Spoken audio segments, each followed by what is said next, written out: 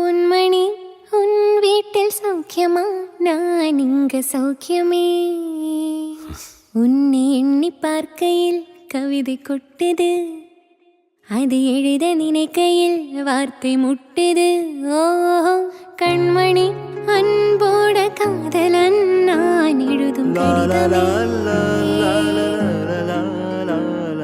பொன்மணி உன் வீட்டில் சௌக்கியமா? நான் இங்க சௌக்கியமே.